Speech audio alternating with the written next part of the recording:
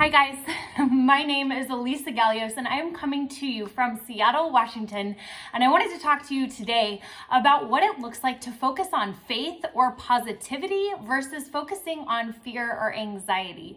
Right now, there's a lot of people who are experiencing some level of anxiety, and whether it's from the actual virus going around or from even just the disagreements on what we should do in light of the current situation, you might be feeling a little bit of stress right now. So I wanted to talk to you about what it looks like to really focus on the good stuff and what I do specifically. I've actually done some posts, a couple actually over the last couple days, that focus on kind of the actions that I've been taking, the things that I've been focusing on, working out, drinking water, avoiding news and social media for most of the day, right? Making sure that I am consuming good and uplifting and helpful music and movies and material. I've talked about those things a little bit, but I wanted to dive in a little bit deeper on what it looks like for me specifically when I feel like anxiety is trying to creep in. So to give you guys just a little bit of context, I do have some experience in my life, and don't we all, right? With loss, with grief, with having people in my family directly who could be directly impacted by this virus, but also people who I don't want to pass it to, as well as myself, right? So everyone, no matter what situation you're in, what side you see yourself on in terms of if you're in social isolation or quarantine or social distancing or none of the above, you've probably experienced a little bit of stress around this. So what I specifically do when I feel an anxious thought creep in, something like, my daughter is probably the one I worry about most. She was in the NICU for 15 days, just about 3 months ago when she was 10 days old. So she was suffering from a different respiratory virus at the time, but it got so bad that she had to be intubated. She was on a breathing machine. And for a while I saw that fear, even just in the doctor's eyes, where they couldn't tell me for sure that she was gonna make it. And that was extremely scary as a mom, right? So I'm faced with the possibility that my daughter could catch something on top of that, right? And that's something that we don't need right now, because I've already seen what her lungs look like when they're full of all the murky stuff, okay? So we don't need to go through that again. But that is the main, fear that I've had pop up time and time again. Or for my parents or my husband's parents who are in their 60s and 70s, my grandparents, and kind of just figuring out the best way to protect them, right? So what I do though, when I start feeling those anxious thoughts, when I start thinking, what if this happens? What if that happens? I remember something. How many times in my life have I looked ahead at something and thought, what if the worst happens? And most of the time, right? 99% of the time, the worst doesn't happen. So you're worrying about something that probably won't even happen, probably won't even occur. But even my experience in my life, the things that are 1 in a million that aren't supposed to ever occur have occurred, right? My late husband was diagnosed with a 1 in a million cancer, and he ended up passing away. Even though the worst happened, you guys, and that was the worst thing that's ever happened to me in my entire life. Incredibly difficult to lose your soulmate, right? But even when the worst happened, I was able to eventually find a way to focus on my faith instead of the fear. So whenever you feel a thought creep in of what if this happens, what if that happens, remember that you are thinking ahead at a future point in your life that you don't know what tools you're going to have by the time you get there, right?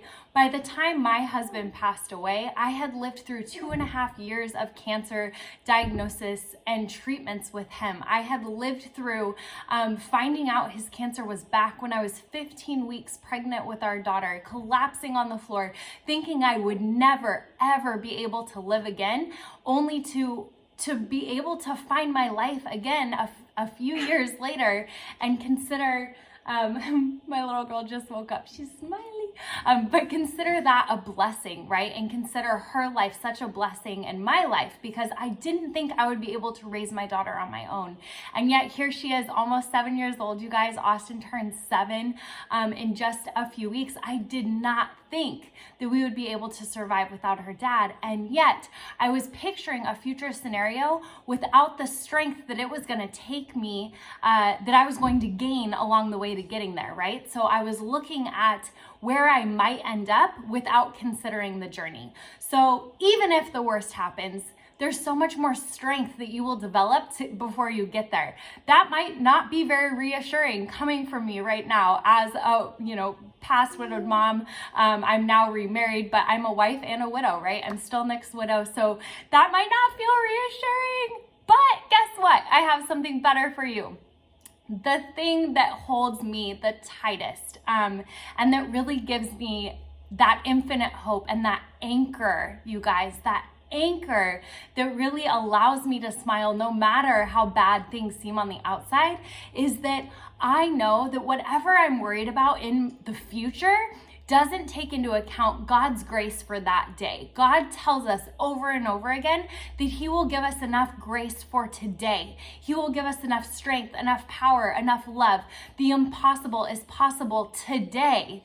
But He never told us that we would have enough grace for future made-up scenarios that we're obsessing about over and over again, and that we keep thinking about and making up in our head, right? So whatever you're thinking right now, that worst case scenario that you're picturing in the future, you're not taking into account God's grace. You're not taking into account His power and what He will have for you if that day ever came. So there's literally no reason to worry. There's no reason to fret. And if it helps, something that I've done in the past is get a blank notebook or any blank piece of paper. It doesn't have to be a brand new notebook, but turn to a blank piece of paper in your notebook, in a journal, and start writing out your fears. Write out your worst case scenarios. Write out what is giving you anxiety. Do a full-on brain dump. It's okay if you cry through it. Just get it all out on paper. And then take that piece of paper, flip it to the other side, and start writing out the truth. Start writing out the things you know. So if you say on one side of the paper, my anxiety might be, I'm really worried about my little girl and what might happen to her. She's 3 months old and I'm scared for her to get another virus. But I'm gonna flip that page, you guys, and I'm gonna write down the truth. And the truth is, right now, my baby girl's lungs are clear as day. They are incredible. She is in the corner, she is smiling, she is happy, and she is healthy, and she is thriving. And that is the truth. And you guys, when I'm done writing out all of those truths, I'm going to keep that notebook flipped open to the truth page. And that is what I'm going to be repeating all day long. Those are the mantras and the things that I'm going to be obsessing about. I'm not going to be worrying about the negative and the things that could, maybe, might happen someday. There's no reason in that, because I can take joy in today. I can read the good things that are true today and lean on those and know that whatever may come, God can and will prepare us for that. Through the things that He will give us, the tools He will give us, but also just through His grace that will be present on that future day. So I hope that helped you guys. I'm gonna go tend to my little girl. I know this was a little all over the place, but if it was at all helpful for you, please comment below and tell me. I am happy to do these videos when I can take a second to breathe. And you guys, I want to share. I want you guys to understand and know that there is a peace available to you that is beyond understanding, that is beyond all the things that you could be worried about right now. It doesn't matter how big those giants feel.